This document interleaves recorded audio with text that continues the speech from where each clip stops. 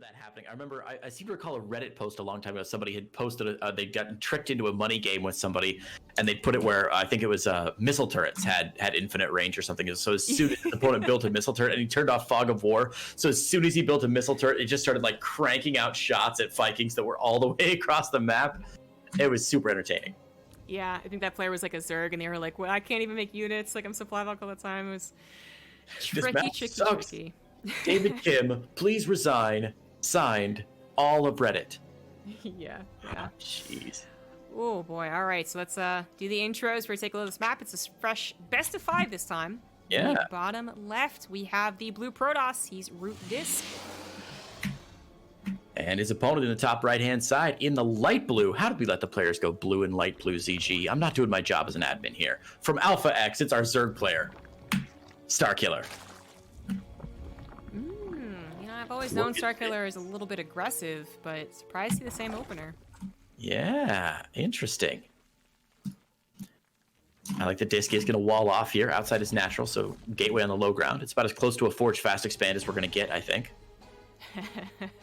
Yeah, fortunately, Waystation is a map that can work around our current meta, but if you notice, it is still a very large choke.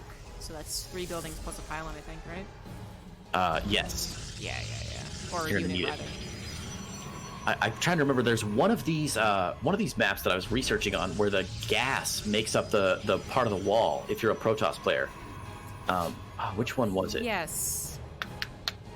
One of these maps. Maybe was it Datsun Station? No. I'm trying to desperately quickly check the Wikipedia pages for the ones we haven't seen yet. I don't remember. Datsun actually might have been it. It's not about the first or second map. It's about the third or fourth somewhere, if I recall correctly. So, yeah, I think you're right about that. There it is. Thunderjunk Station. Wait, really? You can use your gas to wall with 3 buildings in King Sejong Station. Oh, you know what? I do remember that. Yes. God, yeah, that's so trippy. I didn't play Protoss at the time, so I didn't really ever get concerned. And whenever, Minotaur's Labyrinth. What is the name of that? Minotaur's Labyrinth? What are you talking? That's a different game completely, ZombieGrub. You're thinking of King's Quest 6. Yeah, I am. No, the labyrinth that the Minotaur was put in. Daedalus. Daedalus made the labyrinth for the Minotaur. Yes. Daedalus Point. When Protosses were like, we literally have to build 3 Nexus to wall off, I was like, lol. Silly Protoss. I had no sympathy, but... This is a great summation of our casting styles. You're like actually describing some high-minded Greek literature and making a reference to, something very specific. And I'm talking about some choose-your-own-adventure game from 1995. Yeah. Well, I did learn about that because I was like, what is Daedalus? And I looked it up. So StarCraft 2 teaches, man. It's the same reason we all know what Ohana means, because we've learned so much from this enriching hobby of ours. Absolutely. So Disc did see the late hatchery, and he just went immediately into like, I'm taking this seriously. It's 2 shield batteries, a sentry popped out. It is going to be a roach bust though, so that sentry might have trouble helping with Corrosive Battle being available. Mm-hmm. I'm a little worried about that single pylon. Yeah, that's definitely a point of weakness in this build for sure. The double shield battery is good. I can't tell if they're in range for a shield battery overcharge or not. I'm still getting used to what the range of the Nexus looks like for that. But the one pylon is definitely bad, and if it goes down before that Oracle gets out, it's going to be real rough here. Shield battery overcharge finishes up. This Force Field is taken down, and Probe's already pulled the deal with this. The Oracle will pop out. That's going to help Disc start taking down some of these units from Starkiller.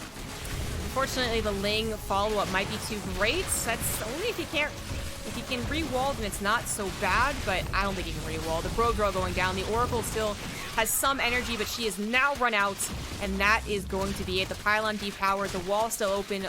Speedling's going to flood in, and Disc is getting his first taste of trying to play out games on these map pool. Yeah, nobody clip that and send it to Artosis. Definitely don't do that. 22 probes going down. This is rough. At this point, Disc is, I think, just turning it over in his head, thinking, what did I do wrong? What could I have possibly done to save myself here? Ling's going to cancel that. It looks like Warpgate research isn't even going to finish. I don't think the Cybercore is going to go down just as it gets repowered 3 seconds away. And as it pops, the GG comes down. Starkiller grabs game number 1. You know, you said what could he done better? I think the only thing he could have done better was actually use his adept to scout more. That was a little underutilized that game, as he was like, I think he was pretty convinced it was going to be a baneling bust, and then it turned out to be roaches, which really complicate how you hold against it. You know, Force would have been amazing against banelings, not as amazing against what actually happened. And then an Oracle, I think if he had known, if he had seen the Ravager forming with an Adept Shade, luckily, I think he built a Void Ray, right? Which has more staying power. So I think that as much as we want to blame the maps, it is also a little bit of that scouting. Even in today's maps, occasionally we see a Protoss not scout, kind of get surprised, get blindsided, and get bopped a little bit, and all the Protoss can do is go, all right, cool, next game. That's definitely, I often talk on my stream about games that are not like, you know, it's not that one player won this game, it's just that the other player kind of lost this game. And that definitely felt like one of those games. Yeah, maybe a little. I also think it goes so much back to just being like, you're literally trying to figure out the map as you're setting things down. And being a pro gamer, being good at this game is all about knowing exactly what you're going to do next. So if you're thinking like, how the heck do I wall off here? You're not remembering to get that persistent scouting. And that's as another reason why I think the Protoss is going to have the struggles in this best of 5. Well, the good news is there are no more Protoss in here. So as long as the 3 Terrans are happy, it's going to be a perfectly balanced map pool with 3 Terrans and, you know, 1 Zerg to try and throw things off. That sounds balanced to me, man. Sounds perfect. I agree completely. If it's 4 Terrans, then the Terran win rate is 50%. It can't get more balanced than that, CG. Exactly. All right, Habitation Station, I think is going to be maybe okay for Disc, but I said the same thing about the last map, still didn't look pretty. Okay, already something interesting. Top right, Blue Protoss, he's Disc. I'm not even going to go to the main. I'm going to focus my camera on the much more interesting expansion here. From Alpha X, taking the gold base, reminiscent of another famous game on this map. It is Starkiller. Gangnam Style Zerg. What's up? It's happening. Immediately scouted, though, by Disc, who spots it right away with that probe. Oh, hello. Can he actually? Oh, he is. So, I was going to say, there are Forge Cannon rushes. Now I've got myself in an old habit. That do come down after Gateway. I actually really like this. He opened himself up the opportunity of dealing with this. Disc is kind of playing to the map here, remembering his roots. I love this. I love this. So cannon goes down, and then, cannon goes down in between the Vespene geysers. Yeah, there's a little space there that does limit the links around, and also just I think you can put a cannon. You can't see where I'm putting, but yeah, I was gonna say exactly where just put it. Okay. And, yeah, it's really hard for the Zergs to tackle. I think Starkiller was hoping that, you know, nowadays since it is so gateway, no Forge fast expand, right? He could get away with this, but no, you can still get a Forge. We know that. I love that. You see all the drones trying to transfer to the 3rd and then just turning around and going, nope, nope, nope, nope, nope, nope, nope, all the way back home. Yeah. This should be enough to cause a cancel. I mean, Starkiller could really invest a lot into dealing with this, but since this is a gateway, then Forge, and I think he could fit in it. I just feel like even if he takes care of it, it'll require so many resources that Disc is still very comfortable with his opener. If he gets the hatchery, that also is really good. So Starkiller is like, you know what? Oh my god, Baneling bust. I don't even need that base. He might have actually been planning on doing this from the beginning anyways. So many people did this. They took a base being like, I'm greedy, and then, well, they all end you. Wow. Has he out... Well, what is it here? Has he outfoxed Disc here, trying to fake it? Disc's wall seems pretty solid. How many Banelings is it going to take to break down that wall, ZombieGrub? You'll know the math better than I will. Oh, man. I know the math for a supply depot. 6, okay. But I want to say that it's 6 or 7 for a Zealot. It's a lot more for a Stalker, which is like the best case scenario, but Disc is going into an Adept, which doesn't help him. Right. Stargate behind this. Surely Oracle first out of the Stargate. Yeah, but he might be, because he's building an extra shield battery, he's maybe a little bit later to that. He's going to chrono it, though. That will help, but if Ling's... You know what? Actually, I think this is okay, because you have a cannon and a shield battery and an Oracle. I'm a little more excited for Disc's chances, but when Lings flood in, they get in every nook and cranny, suddenly you can't deal with it anymore. Shield Battery going to finish up just before these Lynx hit, and here we go. The Lynx are going to make it through here. One Bane still remaining here, but the Lynx get in. The Oracle immediately, was that a cancel from Disc? No, it's out. Sorry. Whew, I thought it was canceled there for a minute. Does get the Baneling down, but the probes being pulled here, and Starkiller on top of these probes. Already 6, 7, 8 probes going down. The Lynx will stay in the main base here, pick off one last probe in the gas, I think. Is he going to be able to get any more damage done, though? It looks like the probes might be fairly safe on that low ground with the Shield Battery there. Yeah, they're safe there. Sometimes, though, you do see the Nexus be under fire. Like, if more Lings are going to flood through, then that Nexus could actually be targeted. You can't quite afford that second Oracle, although Disc literally can. No, he actually doesn't have the gas. Yeah, exactly. It's so awkward. He's just shy. Oh, my gosh. Oh, man. If he had not gone for that Sentry, it would have been actually more helpful, I think. Sentry doesn't help too much right now. If only he was stream cheating and watching your stream. Yeah. Well, finally, those Lynx get cleaned up, but how many probes do we lose total there? 14. Oh, not an auspicious start for Disc here. The Photon Cannon rush onto the gold base was cute, but Starkiller definitely responded very well. It is a bit of an interesting game, though, of course, because that Nexus in the main base did not go down. We're talking about 2-base Protoss with double probe production, with only right now as I speak, only down 1 worker. So that quickly recovered. He's going to get at least some revenge with this Oracle. Actually, that Spore Pro a little bit late. No Queen's protected as well, so he's going to stack on top of it for longer than you think he would. Yeah, I was like, okay, he's going a little bit too long, but 7 drones for 1 Oracle might actually be very worth it for the situation at hand. He didn't lose any tech. He didn't even get his Warp Gate depowered. He went right into that. No rebuilding of that. I actually like Disposition a lot more. I think Starkiller on 1 base. A 1-base Baneling bust. Not even 2 bases, man. I think he had to do a lot more. I think he had to get that Nexus in the main. Definitely. Normally I'd say, trading 7, giving away your Oracle for only 7 drone kills. I don't know about it. But if you think about, like, proportionally, he took him down to 11 drones, which, I'm not a math guy, but that's a much higher proportion of drones than, because normally when you see that Oracle coming in, you're at 25, you're at 30, you're at 40 drones, whenever it happens to hit. And then losing 5 or 6 is not a big deal because it's 20% of your drones. But losing down to 11 from about 17 or 18, we're looking at 50, 60% of your drones there. That's rough. Thought we agreed to do math on stream. Sorry, I'll stop. All my numbers are so wrong, and I know Twitch chat is about to go nuts. But yeah, I think trading the Oracle, I think you're absolutely right. Normally, as a caster, I look at a traded Oracle and immediately I just want to go, oh, that's a mistake. But I think probably worth it for Disc here, and I think you're right. His position looking a lot stronger. Ahead on workers, ahead on army supply. Phoenix coming out. Seems to be in decent shape. But the 3rd base now down for Starkiller. What does Starkiller need to do to make sure he can come back in this game? Oh, drone like hell, and then get a Ling attack early on in the 3rd Nexus. Like, I actually think that's the plan. He's not going to be able to get away with many sneaky things since the access to Stargate units is still there. Although, very dangerous use of the Oracle. My goodness, so low.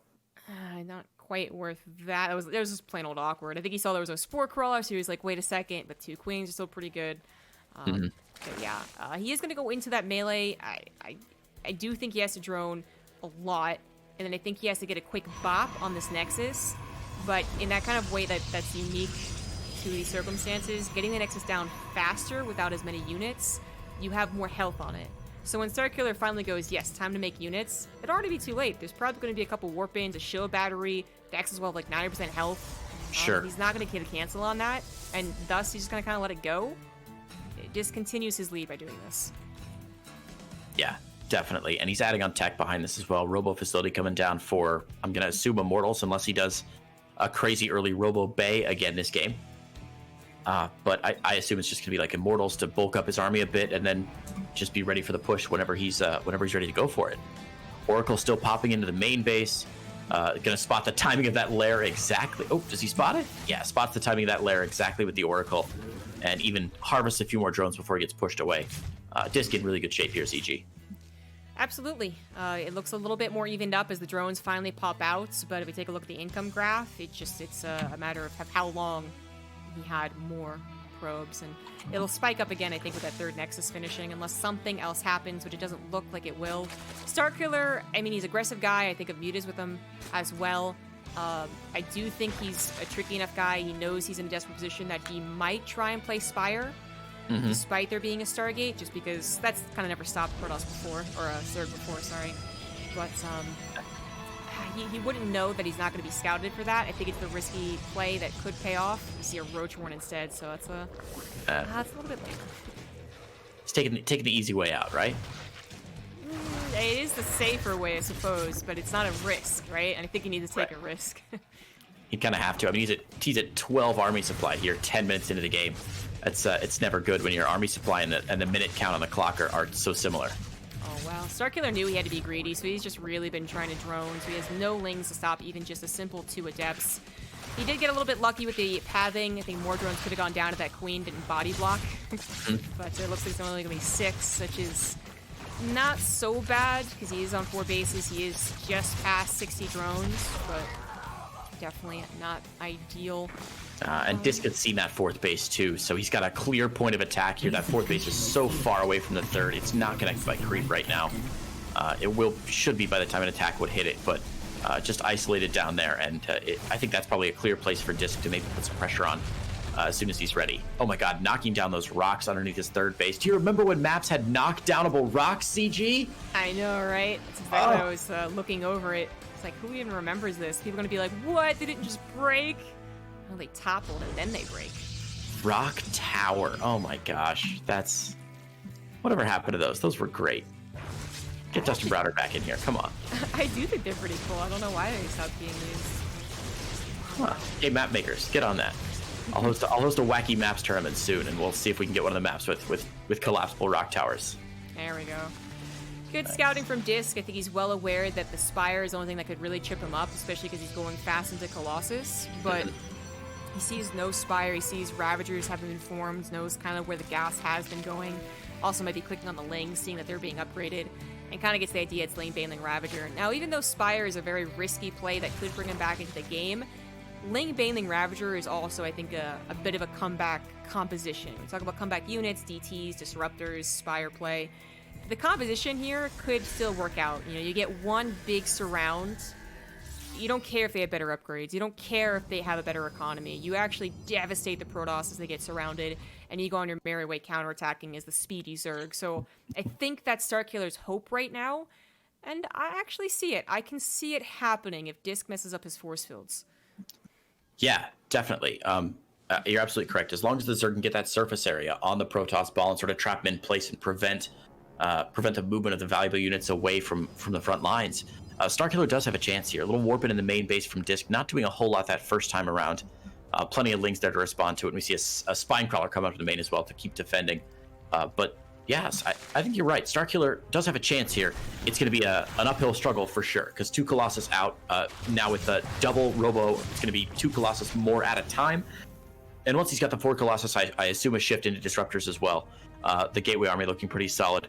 Disc firing on all cylinders right now. +2 about to finish. Cell charge on the way. It's going to be a tough struggle here for Starkiller as Disc drops down that 4th base. If we take a look at Habitation Station beyond the naturals and the thirds, but actually to the fighting areas, there are 1 or 2 places to get a big surround, but unlike some other maps from the past, or even in the current map pool, it's actually not that many surroundable areas. You got to come through a bunch of different chokes. Force fields can be used, even though you have to place many of them down because we have Ravagers and Corrosive Bile.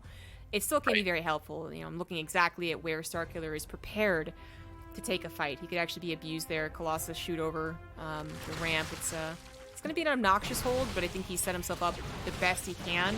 He's maxed out. He's 67 drones.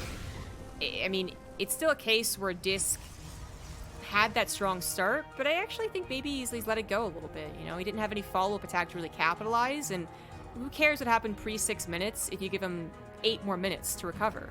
Like, suddenly it's a lot less important what happened in the first part of the game. That's a really good point. It's one of those odd games where just over time, you know, if you, as you said, you let it sit for long enough, and things tend to normalize a little bit. Starkiller had that 4th base down so much earlier. He had it saturated up a bit more quickly, and yeah, a little ahead on army supply now, and it looks like a winnable fight for Starkiller. With enough Banelings down, he's got some Ravagers mixed in and could go for a bit of a surround here. It looks like he's trying for it, even though he's off creep. Oh, I just don't know if he's going to be quite enough. We can see Disc retreating, just as you were saying, ZombieGrub, retreating into one of those areas where it's very difficult to get surrounded in, and Disc takes a better fight, or would have taken a better fight there, but luckily Starkiller disengaged and he wasn't forced to. Disc, I think you're just like, you know what, this actually is an area that I get surrounded. I know what this composition has the power to do. You're no longer talking about the map so much as just good old-fashioned, I need to not be surrounded by banelings. He does get zealots in the main base, not for harassment, I think, well, obviously for that, but also to get a scout on that hive. Seeing Corruptors is worrying. You don't have a hive yet. Those Corruptors are anti-Colossus. They're not strictly necessary nowadays if you can get a big surround, but they are something that you can rely on more than a surround to try and pick off those impressive, tall giraffe units. We're back at that other spot that's surroundable if Disc doesn't play this correctly. So majestic. I love him. But yeah, I think you're absolutely right. Look at this. Disc is realizing his own mortality. He's looked into the glass and sees himself as an old man being surrounded by Zerg and about to be dead. So he adds on a fleet beacon back home and a second Stargate as well. Air weapons level 1 now spinning up. Disc is preparing for this transition as he starts to bank up a huge amount of minerals and gas. By the time this attack finally happens, he'll have plenty of resources left to remax on something a little bit more scary than just Colossus Gateway. Looks like Starkiller wants to go ahead and try to force the issue, but defensively, I gotta talk about those chokes again. The force fields will be good, and he'll have enough to replace them if Corrosive Biles hits. Maybe a little bit careful with Corruptors kind of floating over the edges, but he is being careful. He's got Blink, he's got some decent upgrades. +3 on the Stalkers will scare away the unupgraded Corruptors. And now Starkiller just knows that he's kind of fallen behind pacing-wise. So either he has to pull the trigger soon and remax instantly, or he has to also set up a defense and go into Bluebirds. Not an auspicious start here for Starkiller, getting some of his units shaved off practically for free. Plenty of storm energy here for Disc. He's got 5 Templar out on the map now, and they all have at least half energy, so that's a good solid 5 storms, if not 8 or so, once this attack finally happens. And man, you are so right about this map, CG. It looks like it's so wide open. As a casual observer, I would be like, dang, this is a great map for Zerg. But the more I see these fights taking place, the more I see Disc finding these places to take engagements where he just simply has, you know, high ground advantage and weird ramps and all sorts of ways to make these fights turn in his favor. He just got that Spire with the Zealots. He's actually taken away the option of a faster, greater Spire. He knows he has position. He actually chased the army quite aggressively, I must say, but Starkiller was urgently trying to save his Spire, basically. So even though he maybe could have turned around on Disc in this exact position, it was a little bit awkward, he didn't. He tried to save the Spire. It didn't work out. Disc takes a bit of a powerful position on the map and knows that his late game tech swap is working out a lot faster than Starkiller. Still has to be worried not to totally bundle this, get completely surrounded, and he's trying to be careful, but Starkiller is also prepping himself for that surround. He's still almost maxed out. He's still got decent upgrades. He can still take a very good fight. Especially right here. Disc has got to retreat up this ramp, and he's got to hope the storms land. And yeah, Starkiller all trying to attack from the same angle. It looks like so many banelings going down to the storms. And now Starkiller's army has been bisected, half of it behind these force fields on the south side, and the other half trying to get some shots up. Luckily, the Corruptors get on top of the Colossus, and oh, there we go. The last Colossus finally goes down as the Corruptors get disintegrated. A better fight than I expected from Starkiller. Oh, so many things actually went wrong, though. Like, Starkiller actually, I think, Corrosive Bile down like 5 of his Corruptors. Like, they don't care about the high natural armor. They're a spell. Corrosive Bile's a spell. So that actually took those down. Those can be used after killing the Colossus to go for some run-bys, which Starkiller has been sorely missing his entire game, never on this side of the map. And while he keeps his Ravagers alive, a very expensive, promising, you know, end of the fight usually, he never got that much of a bank, just instantly remax all those Lings and Banelings. Disc is remaxing faster and continuing to pile on the pressure.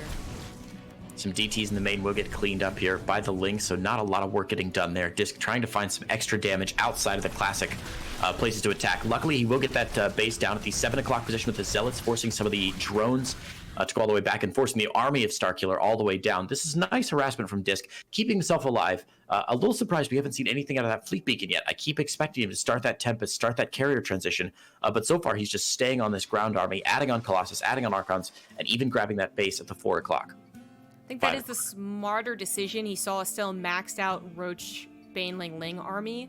So he was like, you know, if I start adding in supply in these units that are slow and they're mostly single target, when we think about, you know, Tempest especially, it's not going to really help out here. The game is still around more of the tier 2. Whoever goes to tier 3 first might do so in error. You know, might not actually be prepared to do that and then get overwhelmed on the ground. So it is a scary thing to do for both sides. It is the only option for Starkiller at this point. He cannot remax as often as he needs to on the ground army. Like, he actually needs to get to Broodlords because Disc is up 40 supply.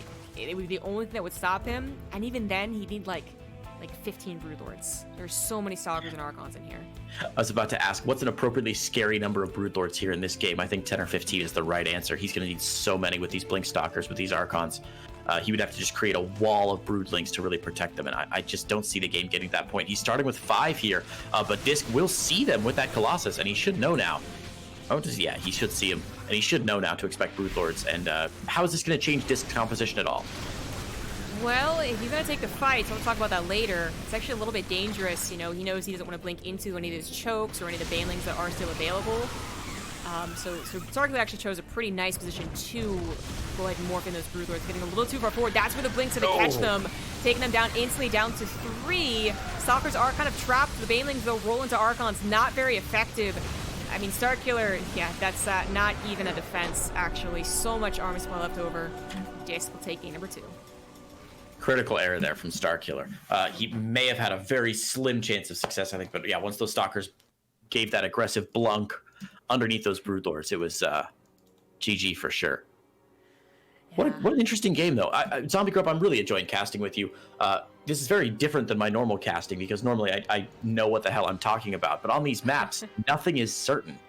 And it adds a whole new level to like trying to observe what these players are up to, and it's really fascinating to puzzle through all of it with you. I'm so glad you're here as a fantastic resource.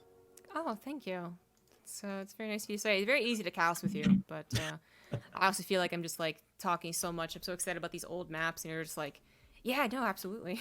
Like, hey, that's Starkiller in the chat. These maps are a lot better than our normal ladder maps. Are they? Oh, wait, wrong people. Oh, did I have you in the... Oh, I'm so sorry. Yeah, I mean, I was ready to take on Disc, bro, but... Oh, you could have done it. Come on. I believe in you. There you go. But yeah, I love talking about these old maps. I love talking about the good old days. But that was a nice... Happy Sensation has been one of those maps that people are like, why don't we bring it back? I think that it's still kind of overplayed, in my opinion, from someone who was very much so actively casting back when it was a popular map. Sure. It was played so much. 5 years later, I'm still not ready for it to come back in the map pool. But so, like, what is your favorite dessert, ZombieGrub, ever? My favorite dessert? Yeah. Let's see here. Probably cheesecake and coffee.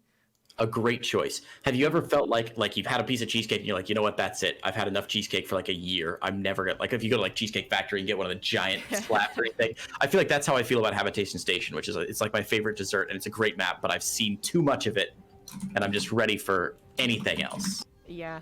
You know what? That's actually a very good comparison. That is absolutely what it is. It's a nice map. I'm not going to disagree. I have some fond memories. It's a good map. We just saw another good game 5 years later. But, ooh, I think we've had enough. So on a Vani Research Station, which people sometimes called it Vanny.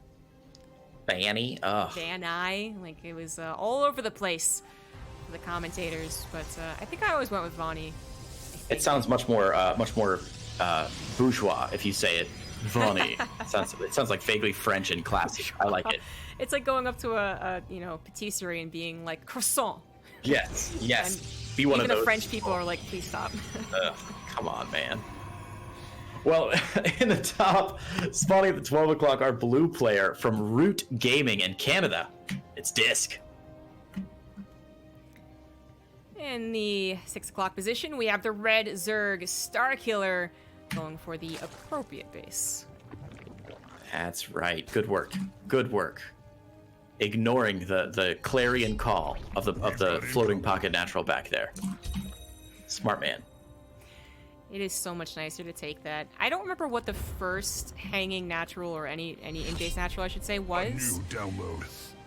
I could try and guess it was Ultrazeem Stronghold, but I don't think it was. But anyways, basically after that, it became very apparent to all Zergs that taking the outer base was best. After so many years, I absolutely think that people forget. I think the last time I saw Starkiller be like, oops, I forgot. I think he was actually just mind gaming. So he's much smarter than we gave him credit for then in that first game. Yeah, I kind of thought about when I saw the 2-base Spire and I was going to go into things, but then we were talking about the Terran, but yeah, I guess we maybe kind of made it just like sound like, yep, he forgot. No, I actually think he was being clever. Look at that third base down already for Starkiller. Very early. Pop that down to about the 2-minute mark. That's a bold play. I like that. And Stargate on the other side for Disc. All right. I think this is the typical way to play this out. I mean, this is also how Protoss had to play it out even back when Forged Fast Expand was still a thing. If they had a map, if they had a wall like this, funnily enough, that was uncomfortable for them, though. They'd have to, like, do other builds they weren't used to, but this is totally normal. So Disk could be feeling a bit comfortable on this map. For this map specifically, we look at a lot more open space than Habitation Station. I mean, one of the reasons that last map was so nice is because it had that complex, like, open space to closed space, open space to choke space, you know, and it was something that if you played smart, you could always avoid the terrible spots. Vani, it's mostly wide open. It's kind of scary. I mean, it's terrifying when you can zoom all the way out and you don't see any ramps. You don't see any walls. It's just all wide open space. I'm like looking just anywhere around the middle, around that Selnaga watchtower is just terrifying. Back in the day, we used to have turret lines and planetary lines and cannon lines go up, actually. And late game TVP was really a thing. Was this map still around when, like, MLG was going on? Am I in the right ballpark? Well, the last MLG was 14 or 15. I don't quite remember. I went to the last Anaheim, which I think was the actual last MLG. Don't remember, though. Chat, go. Answer us. Yeah. Thanks, chat. I vaguely have a memory of watching a professional game on this map with Thorzane and... Oh, I'm not going to remember who it was, but he was doing exactly what you had described, where he put just huge lines of defensive stuff in the middle of the map and turtled behind him. What a fun game. Wouldn't be surprised if it was Naniwa for the time period we're kind of discussing. That'd be about right. The Spoon, Terran, I'll just chip away with his Spoon. that was my first official favorite StarCraft 2 player, Thorzane. Really? First guy I was ever like, this kid, because he looked exactly like me, nerdy and quiet with the glasses and just kind of a dork, and I was like, yeah, I can identify strongly with this guy. You must have looked very different 5 or 6 years ago then. Oh, ZombieGrub. I've gone through many iterations of Creighton in my life. It's been a journey, let me tell you. I don't know if you've seen a video on my YouTube channel of me with long hair in high school. If you want to laugh so hard that you'll pee your pants, that is the video to watch. Right. I was a winner for sure. Well, this Oracle. Go ahead, sorry. Yeah, no, the Oracle got some damage, but then we should talk about the double Stargate, just the Stargate emphasis. This is a map that also has been popular for mutas, kind of because of the time period it was in, but also as we can see all this open space. So I like it. It's also just maybe going to take advantage of what he thinks Starkiller will play. Or maybe he's just looking to take some of the momentum, actually take control of the game, suddenly show up with a bunch of Phoenixes when they weren't anticipating it. You control the game. And that's so important. It's something that a lot of viewers I don't think we talk about enough. The player that controls the conversation and really decides what's happening in this game, who sets the pace, has so much more power. You know, we talk all the time about income and army supply and worker supply and everything, but I don't know that we spend enough time, or at least I definitely don't spend enough time talking about who's sort of running the show right now, who's making the decisions and who's reacting to them. And right now, Disk is definitely the one who's moving these Phoenix out and saying, this is what I want the game to look like from here on out, and you're going to have to respond to it. So I like the play. Roach speed coming out from Starkiller and a bunch of roaches, but these Phoenix getting a massive amount of damage. 7 drone kills here. And perhaps most importantly, killing so many overlords that Starkiller is forced to make 5 more, and those could also be picked off. If they're doing damage in the air, they're not using the Graviton Beam necessarily as much as they could be, so they're still going to be available to defend, but we do need to talk about the defense. I mean, it's not a response much anymore, but Starkiller's an aggressive guy. I've said that multiple times. No Evolution Chamber, no additional bases. He's going to go for a Roach all-in, and that can be where double Phoenix openers are weak. They only have so much energy. They don't kill roaches that fast. They can't pick up enough lings that fast. Does Disk know what's coming? I think he does. I think he's seen enough signs. Oh, yeah. Can he get enough Immortals? And maybe a War Prism as well. It's going to be tough. He's just getting his first Immortal out now. Oh, his Gateway Army looks very sad back home outside of his third base right now. A handful of Zealots. No, not even a handful. 2 Zealots, 2 Adepts, and 2 Sentries. Warping in some more Stalkers trying to deal with, but this is a huge Roach push from Starkiller. And even though he didn't defend very well, I really like where he's at right now. Disk, I think he's got a chance. You know, we're also talking about the supercharged battery. It's going to save a lot of lives. Oracles can even do a lot of damage with the energy they have. And the Ravage can be picked off. Well, Stasis Trap wasn't so good. He's actually jumping on top of the army. Dish could really start pulling back here. I know the shield batteries are good, but they're not that good. The entire army encompasses the Protoss army. I'm not sure that's what Disc wanted, yet that Immortal somehow is still alive. Wow, that Immortal way stuck in the back there, but it's going to go down very quickly with the shield battery energy very low now. The battery overcharges over, and the Void Ray here to help clean it up. The army supply is roughly even now, and that's got to favor Disc.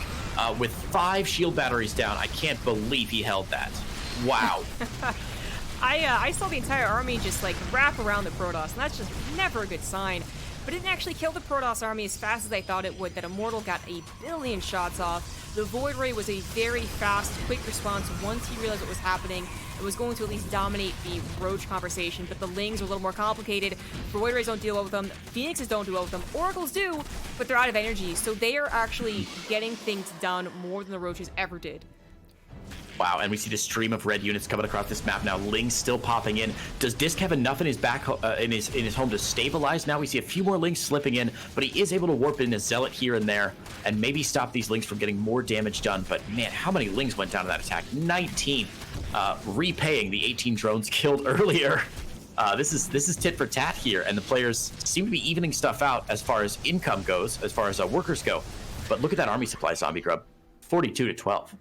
Yeah, and it's not looking too hot. It starts up charge and +1, and we continue building up very, very important units. Also, the Phoenix did not die. There's nothing to kill them. So they will once again take control of the map, kill Overlords, force 5 more Spore Crawlers. That is expensive. Those are drones are supposed to be made. They can't do anything with a 4th base coming down, but Disc absolutely still coming out ahead. The only reason I think Starkiller didn't tap out is because he got the probes. Otherwise, he knows how bad of a game it is pacing-wise, so...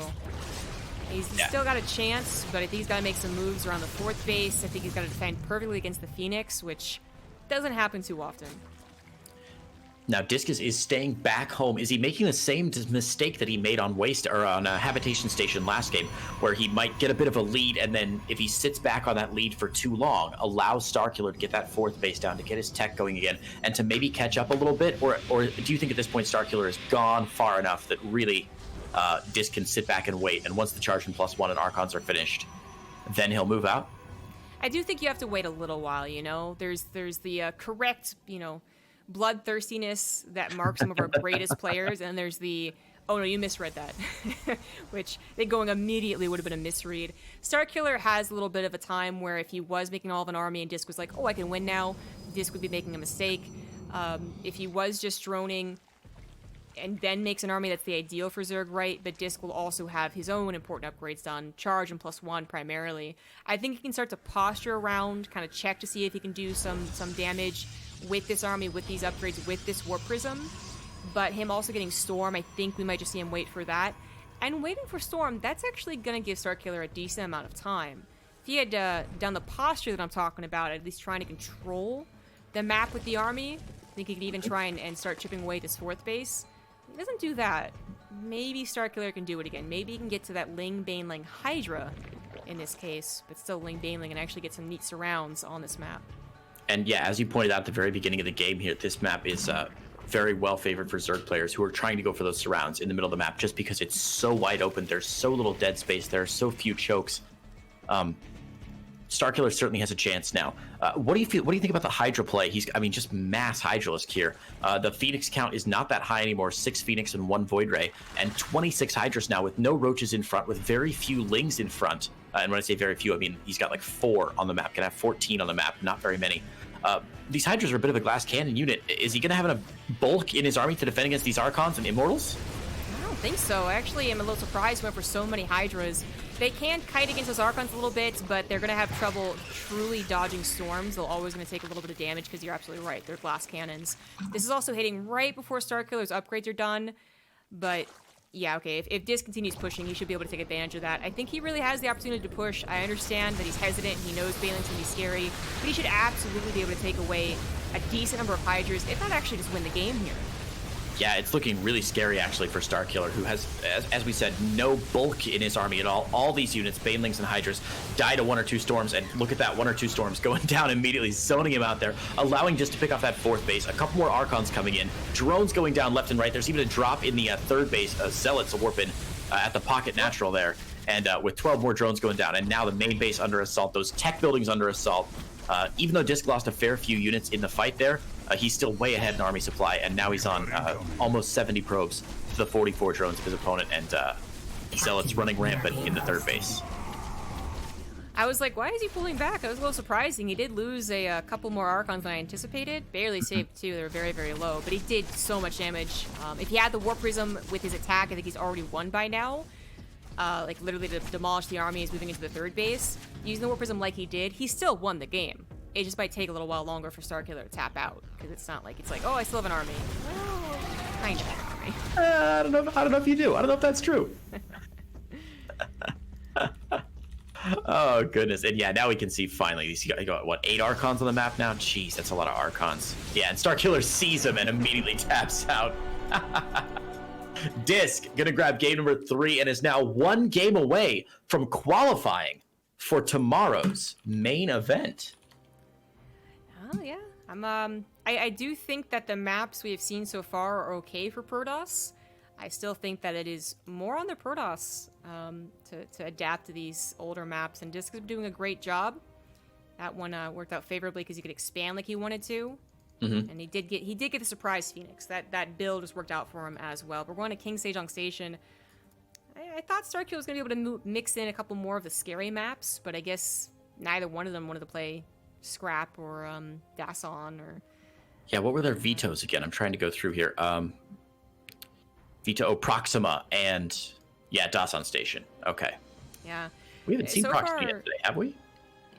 Oh yeah, we did. We saw it in one of our first games. Yeah, we did.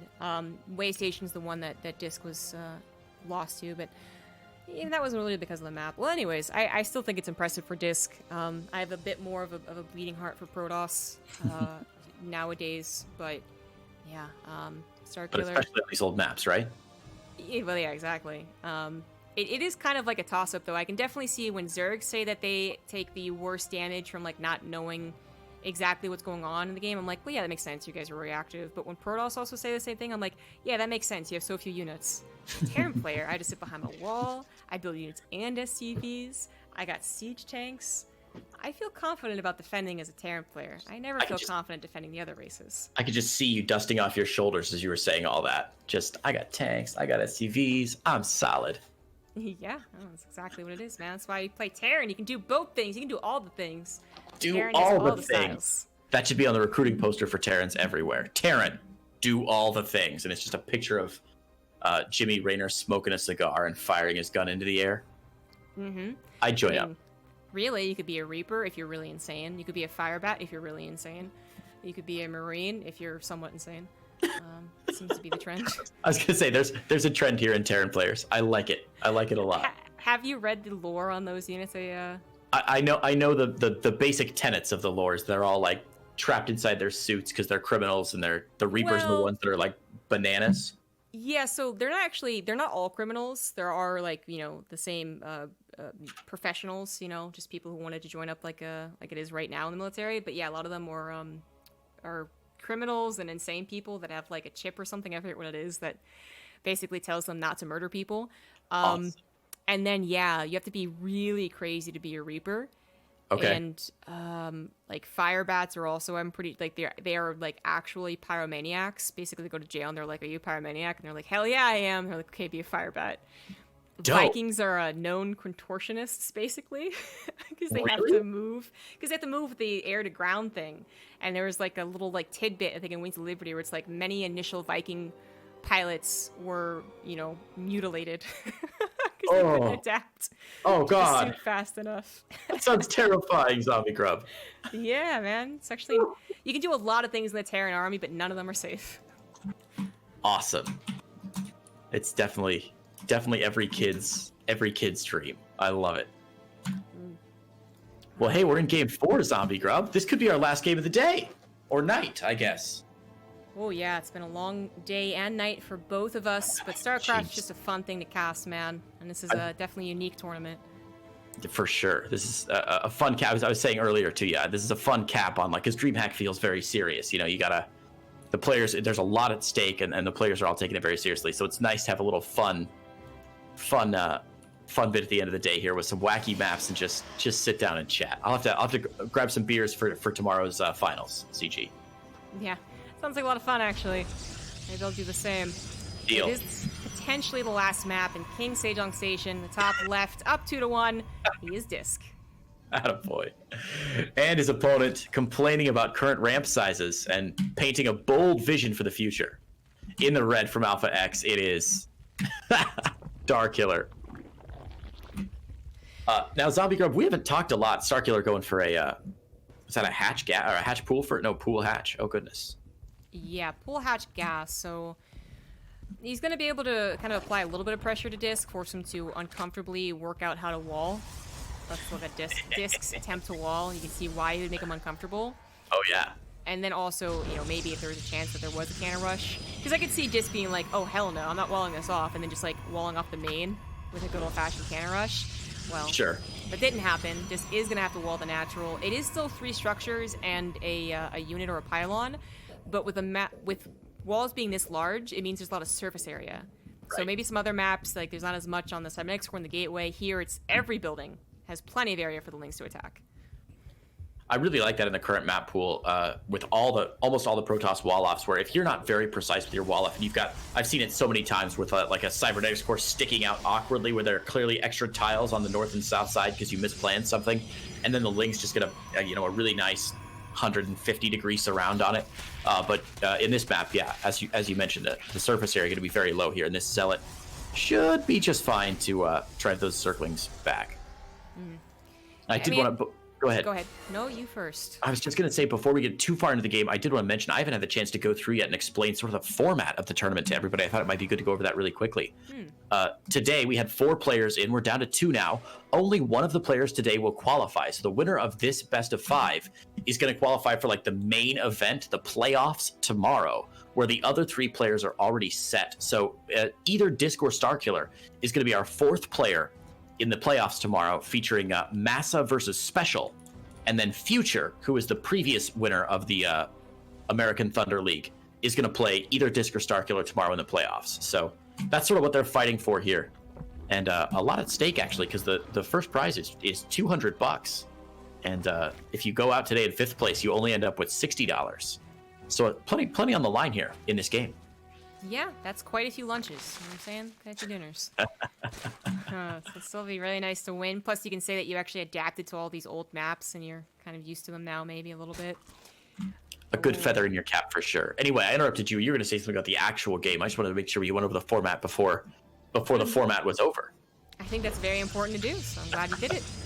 I was just going to say that this was not very committed by Starkiller, and Disc, I think, was able to know that, so he didn't over-defend. He defended quite perfectly. And then when 2 gateways come down, you do want to try and kind of force the Zerg player to respond, like a little bit of tit for tat, by building a couple of units. Some Protosses do. Some Protosses just say, okay, it's over, it's done with, I'm just going to macro purely.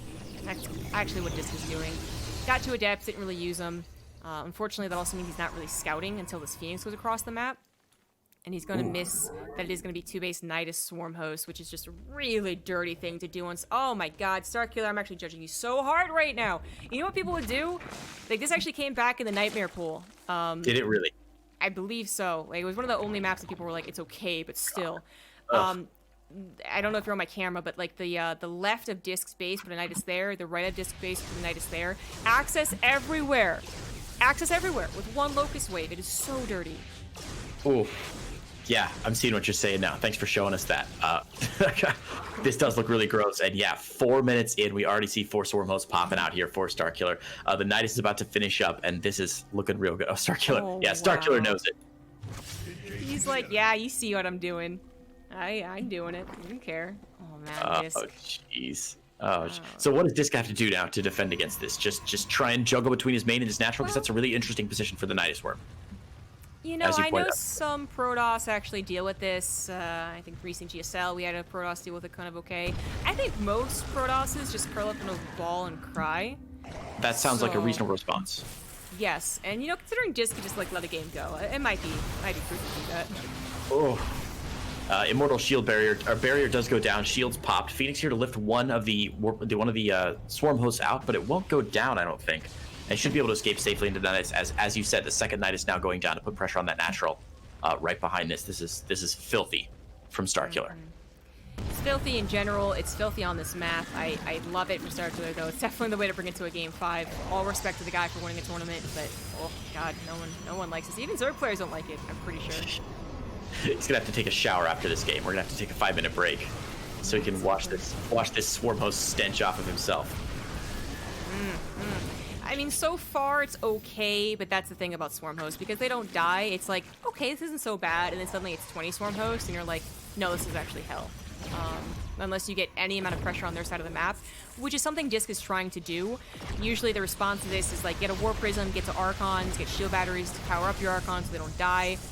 Try and hit them before they get to a Nexus killing amount of Locusts. But it's all tough to do. And even getting some of his production depowered, it's going to continue on.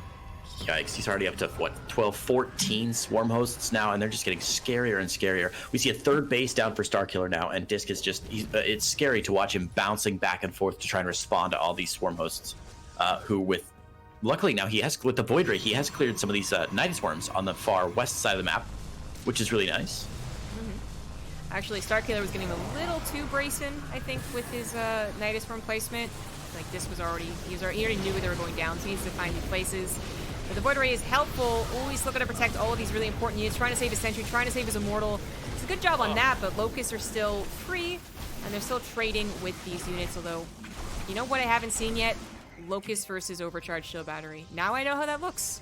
And it looks ugly for the third player. Yeah, that was not so bad, actually.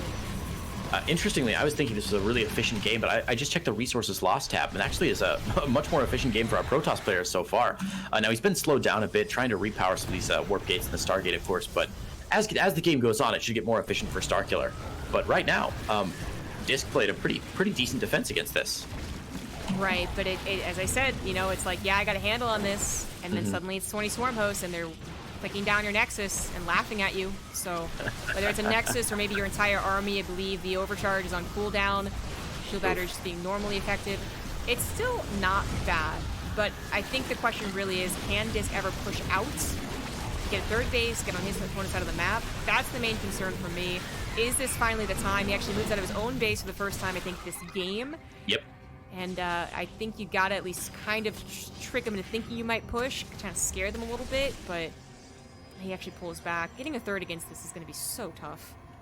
Yeah, this Disc is stuck in purgatory at this point, where he's technically defending perfectly, but it still is not enough. It's the chat, help me out. What's the ZombieGrub? What's the Star Wars thing where it's the test that you have to lose? The Star Trek thing. Trek, yeah, Star Trek thing. I was like, I've been losing Star Wars. Shit, sorry, Star Trek. It's the test they had to do at Starfleet Academy, where you're guaranteed to lose. I can't believe my chat has. There it is, chat. Kobayashi Maru. That's it. Thanks, chat. I feel like that's what this is for Disc, where even if he plays perfectly, it's still going to go poorly for him. That is a very good analogy. And there's the 20 Swarm Host really kick into effect. I think I chose a good number to judge the effectiveness of Swarm Host off of. Disc. He had that one chance. I think he actually had to all in when he moved out. I think he did. He also didn't get to Archons that fast, is the other thing I could maybe critique a little bit, but I think he is now seeing the stars. He sees the future right now. He knows things are just going to get more difficult from here on out. I'm surprised he's still trying. Yeah, hey, he did pick off that one, the Nidus Swarm there. A couple of these Swarm Hosts might actually go down. He's going to be forced to use these Swarm Hosts defensively, I think, to try and save his bacon as he escapes back to the Nidus that's going down. But, you know, Nidus pops out very quickly. He's going to be just fine. Yeah, this game is real ugly. And I'm sure you're having flashbacks to Heart of the Swarm right now, ZombieGrub. I mean, kind of. Those are just 50-minute games. I'm having flashbacks to last BlizzCon. This popped up. People were like, Nidus Swarm isn't that good. And they were like keeping it secret. So they popped up at BlizzCon, ruined a lot of the group stage patches. And it wasn't too great of a time. And then disappeared, by the way. It was like, did people really want to do it? Or did the Zerg players get so disgusted with themselves? They just all agreed not to do it. Like, which one was it? I'm not a member of any of those Zerg discords, so I'm not sure if they all signed a pact and agreed to be decent humans again. The War Prism did go down, by the way, for Disc, and he lost both of his Immortals in there. So that's a bit of a rough play for him. A big drop in his army supply there. He's recapped since then, or recovered since then. Ooh, even losing the Scouting Phoenix there. Disc maybe losing a bit of focus in this game as he moves out into the middle of the map to try and put the pressure back on Starkiller. But Starkiller on a massive army supply, the Swarm Hosts ready to go. +1 finished up for the Hydralisks as well. Looking rough here for Disc. I think he had to do this all in many moons ago with a Warp Prism as well. Now the numbers are too high that you can actually split the Swarm hosts half and half so that you don't ever find yourself without Locusts. Yeah. He's also got Hydras to cover them in case that ever did happen. Disc does the push and then taps out, methinks. So I don't see his army actually beating Starkillers.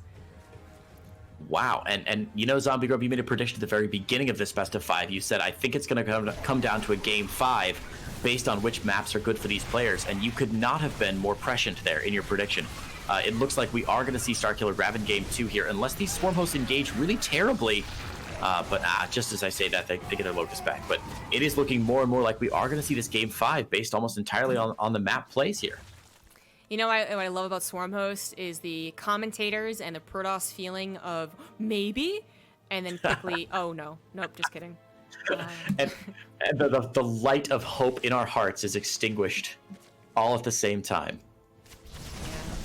Yeah. I love that Disc is still trying. You know, a couple of storms, I think maybe could have changed things up. Whenever these Swarm Hosts don't have Locusts, I see like the Hydras being vulnerable to that, but I don't see any storms coming down. He doesn't have it, so he's just it's just a matter of timing. Plus, he's going to finish up with the Hydras. More Hydras are being added on, so it's not even... It's becoming less and less a Swarm Host army. Behind this, if Disc had 3 bases, it'd be like, well, actually, maybe he bought enough time, but he just barely got back up to 2 bases, and it's getting mined out. So as much as I still want to have hope, I've been hurt too many times by Swarm Hosts. Oh, ZG, this is a joy to cast with you. I'm having such a good time tonight. We got more Archons coming in. Yeah, it's the old Mr. Meeseeks. Oh, he's trying. What do you say? ZombieGrub, you're a much more experienced commentator than I. What do you say at this point in the game when we've seen this attack postured for 10 minutes now and we just know how it's going to end? Well, it depends on what I'm casting and who I'm casting with. It was, you know, Challenger back in the good old days. It just was talking with Jeff and he'd be like, "This is done," and I'd be like, "I can't disagree." And that would be kind of the end of our conversation. But we of course want to try and hype it up a little bit more generally.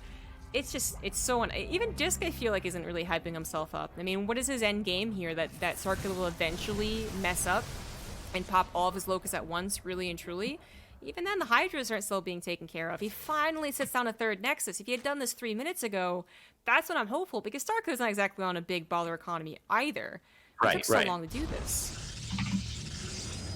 Well, Storm's getting started here, and Disc maybe just trying to buy himself time for the Storm, set up like a pseudo contain, and try and pretend like Starkiller can't get out of this, which, you know, might actually work, but man, Starkiller just has so much on the ground right now. 40 Hydralisks down right now, and yeah, as you said, he's transitioning away from just the Swarm host economy, and now that these Hydralisks have grooved spines, they have Hydralisk speed, they're going to chase down this retreating Protoss army, and it could be pretty ugly for Disc. I think that it is. When you're getting beat back by like kind of pure Hydra, the Locusts aren't even super involved. They're just kind of hanging in the midair. It's pretty bad. Protosses don't ever want to get beaten by like pure Hydra, basically. Of course, there's a lot more to it in the overall 15-minute game that we've had, but at this point, the Hydras are actually doing a lot of the work. With their +2 done, whenever they are combined with the Locusts, nothing of Disc really holds up. Maybe a couple Storms could try and make this again look somewhat promising, but it would eventually turn out to be a lie. And a bit of a base trade happening. I do think that's the best chance anyone has to bring back the game. Yeah, I like that Disc warped in earlier, had some Zealots in, took down the Nidus Worm, took down the Hydralisk Den as well, so there's not going to be any more Hydras out for Starkiller here, but yeah, Starkiller just has overwhelming numbers of Hydras right now, and I just don't think there's anything Disc can do, unless he can win this base trade, which seems less and less likely as these Archons are sacrificed to the gods of missed pathing, and now the probe's going down. This is looking rougher and rougher. What is he waiting for? So, what about an actual base race where, like, the last building goes down? Because I mean, well, actually, give another hatchery. Never mind, Starkiller is fine. Yeah, there's nothing else. Disc is being revealed now. All that he's got is left in his main base. He's got nothing outside of his main base because that 3rd Nexus not going down. We see Starkiller adding on an extra hatchery, and there it is, finally.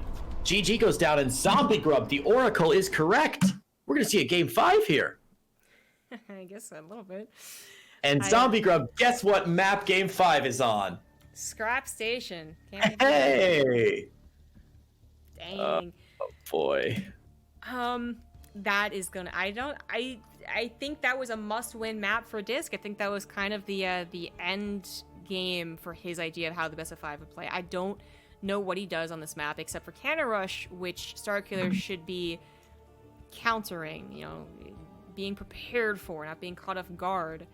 I really don't know what Disc would do otherwise. And it's because of the wall. It's because how far away the natural is. Because how far away the third base is. Even a two base all in, I don't see going well for Disc, man. I've never been so convinced that a map is ruining a player's chances. And Starkiller would agree with you there. He's advocating in the chat there. If Scrap Station can be added to the main map pool, please. We'll call our guys at Blizzard and see about that for you, Starkiller. I'm sure. Oh dear. Well, game 5, ZombieGrub, you want to do us the honor of introducing our first player? You who are doomed to die, we salute you. Yeah, exactly. Top position of Scrap Station. It's this poor Protoss. He is Disc. And his very confident opponent, spawning at the 3 o'clock from Alpha X, it is Starkiller. Oh boy. Oh boy. So you're thinking Cannon Rush is about the best option for Disc right now, but that's not going to be the case. We see the gateway coming down right away. I honestly don't know. I wonder if you try and do another Forge Pass expand. Like, okay, how did this go again? Yeah, right. What is that? The build order that we all knew by heart 6 years ago, and now it's how does it work again? Yeah, it'd be completely different just because of the starting probes. Oh, Not possible. Geez. And even then, Forge Fast Expand didn't work on this map anyways, because we can see the natural is it's not really. People did try and make a wall, but it just. Oh, guys, it was complicated. Starkiller is not being. He's not being very nice. He wasn't nice on King Sejong. He's not being nice here. It's not the earliest pool, but I think that's actually the better decision. The early pool, maybe a good pro pool, maybe him going double gateway opener, which he just scouted he didn't, but still would have combated. Wait a little bit. See what their opener is. Just one gateway. Nexus eventually. Just actually go send speedlings at them. And make sure they never get a natural. Because you know what? Doesn't kill him. So what? He contains them. That's right. That's all it takes. And yeah, I think he's listening now. We got speed on the way. We got the natural. Just get about halfway done here for Starkiller. But I think you're absolutely correct here. Lings, and more lings. So brutal. Disc is probably just hoping he's nice. You know, like his probe scout's gonna see that it is a potential for cheese. And I mean, Starkiller should definitely use his opener. I don't think he's not going to. But the question is, which one is it? Just like that first map of this series, he thought maybe it was a Baneling bust, ended up being roaches. In this case, it's going to be a Ling bust. Right. Which can still work out. Stargate's going to try and... Oh, no, I'm sorry. I actually did not try to complete the wall. That's another gateway completing the wall. But still a lot of surface area. And the contain, like I was talking about. Even if it doesn't work out, you can still contain. It's unlike the Habitation Station game, where it didn't work out because there are 2 Nexus. Never going to be 2 Nexus on this map. You kidding me? Yeah, I think you're right. Disc would be a fool to try and grab that second Nexus. He's going Stargate, which is great. Get an Oracle, of course, with a short rush distance between the 2 bases by air. Oracle going to be very effective. And we see that first one coming out. But the Ling's already popping across here for Starkiller. And an early Evo chamber as well. So speed finishes up, and these 8 Lings going to pop across and see if they can get in. Ooh, Zealot takes the spot of honor just in time to seal up that wall. That was actually really close, but... Yeah. Even if it didn't plug the hole, I don't think there's enough Lings to actually completely end the game. Would have been obnoxious for sure. So, Starkiller, like I said, he can just contain. He's not even going to try and end the game. Just going to contain. Oh, okay, bringing back the Dasan Station tactics. You know, another map was in the map pool more recently in Scrap Station. I did 1 base on Dasan Station. Yep. 1 base was, I guess it wasn't the only thing you could do, but people did it, is a better way to say it. So he's digging deep into the bag of tricks. 1 base Protoss is just... It's not a term you hear anymore, you know, for good reason. Yeah. Robo facility behind this, and what's that for? That's actually a very good question. Oh! He's gonna put a warp prism and take the top right, I think. If I'm big braining this correctly, I'm gonna feel like a genius if I'm correct. Oh man, I hope that's exactly what happens. But oh, look at Starkiller. Didn't even see that drone going down to the bottom corner. Starkiller is realizing the proxy bases are absolutely on the table this game. Grabbing that gold at the 7 o'clock. I like it, because I think he might be like, okay, their only plan here is to expand to the only place I can't scout. I guess technically he can't scout the, like the 8 or 9 o'clock, but Yeah. By scout, I mean harass. Definitely scouted. Overlords are pretty good. But anyways, I'm going to take the other base that actually is often not scouted. You're very contained on your base. You can't do anything about it, even if you were to scout it.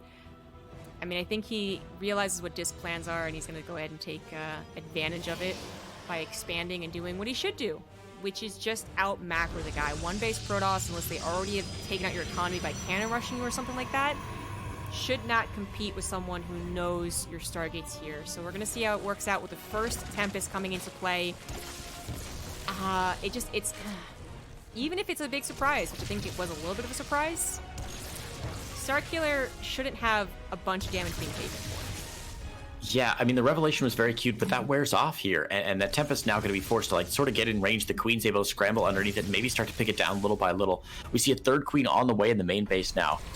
But, yeah, the Tempest just so slow firing. I mean, what's it going to kill? 10 Lings in an hour and a half? Or 10 drones, rather, in an hour and a half? Just not very effective on its own. And look at that, ZombieGrub. Your huge caster brain is still on fire today. We got that Nexus going down on the island base for Disc. Makes the most sense. Funnily enough, Starkiller is kind of, he would have let him get the natural, but either way. Starkiller just puts all of his drones from the main base into the bottom left, which I think is a great call. Disc will eventually be like, wait a second, but what will he do about it? Even if he got his Warp Prism down there, he's working off of just 3 gateways. Maybe that could do something. Maybe Starkiller would respond in time. He is sending his Lings across the map, and he has seen the Nexus placement, so he knows all the information he's ever going to know. I'm actually very surprised that he throws in a Baneling Nest as opposed to a Spire. Yeah, that is a little surprising. He's got a ton of Queens out, though, now. 5 Queens in the main to drive away those Tempests. And with plenty of Transfuse, maybe he thinks the Queens will keep him safe enough until he can get the Ling Bane bust going? Yeah, you know what? I guess a Ling Bane bust would actually make some sense. Like, he could still do that. You're right. He doesn't have anything... Disc, that is, doesn't have much defending. But I think that is the riskier play. Like, what if you just burn out of Banelings too quickly? They do have some okay reinforcements. Yeah. What if the Stasis Ward traps all of your Lings? Oh, man, he got away so quick there. I thought he was going to get nailed with that. Only 2 Lings trapped in the Stasis Ward. We see a recall of the probes, of course, up to the island base. And Disc is going to keep making probes here. Tempest will shell down the main hatchery here. Another Transfuse from Starkiller, going to try and save it. But now he's up to 4 Tempest, which is actually a pretty scary number. Yeah. And I think that main is going to go down, but he does have a third beam taken now, too. The gold base is up. The Spire is up. Disc is in rough shape. One more Tempest will one-shot the Queens, so... Yeah, Starkiller was very late to that Spire. I think it was, again, just like, what is even happening? This map is so weird. Like, he took a little while longer than he should have to get to that Spire. Corruptor should have already been out, probably barely in time to save the hatchery with the Queens transfusing. You know what's funny, Creighton? What? The Queen nerf is actually affecting this game.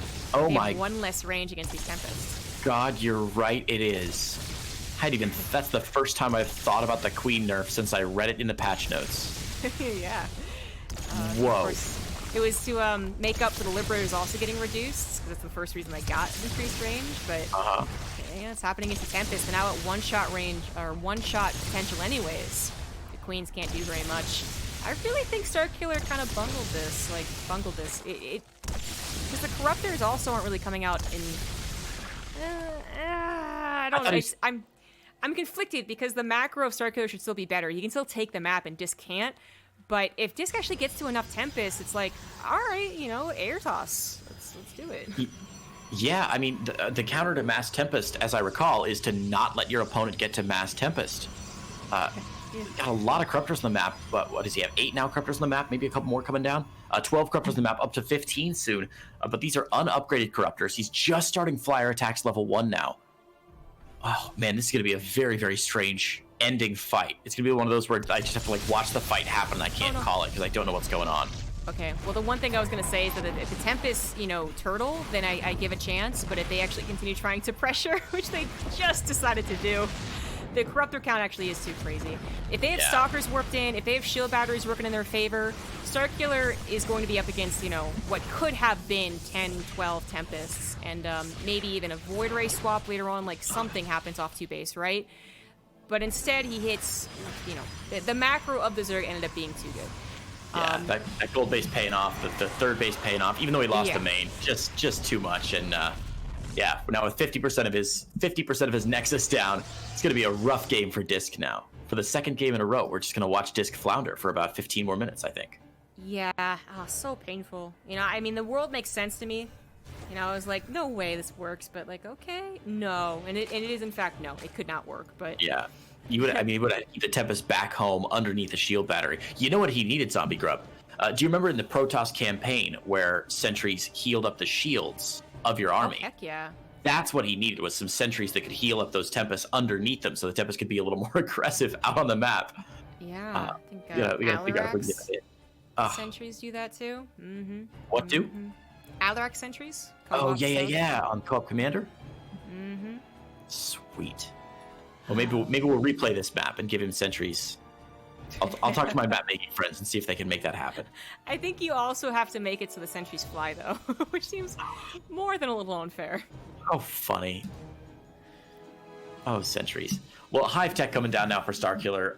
I mean, why? What does he need a Hive for? He's going to get this Warp Prism. Poor Warp Prism. And, jeez, Oracle gets picked off by the Queen as well at the gold base. ZombieGrub, there's not much more to say about this game, I don't think. It's 88 army supply to 23, 4 bases to 1 now. Oh, he's rebuilt the second base, but, ugh. This is rough. Starkiller has actually taken the map like he said he would. Just a matter of breaking down the rocks for the rest of the bases. And then he's taken the entire map. Maybe even an offensive hatchery at Disc's own natural would also be, you know, eventually necessary.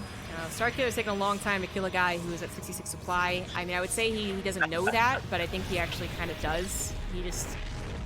I don't want to say he's playing with his food either. I think he respects Discs, you know, but... Yeah. I'm surprised he's taken this long just to actually literally aim move across the map. It's got to be the map, right? You know, I feel like when you're playing on this map, there's always in the back of your head some portion of you that's saying, okay, I can't be certain what's happening, you know?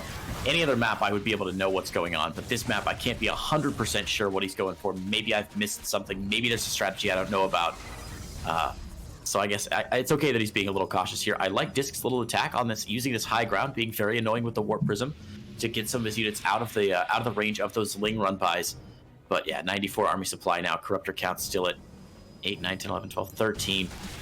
Ling's getting on top of this, and now, of course, the Warp Prism goes down instantaneously. Archon's down as well, and that's it. Finally!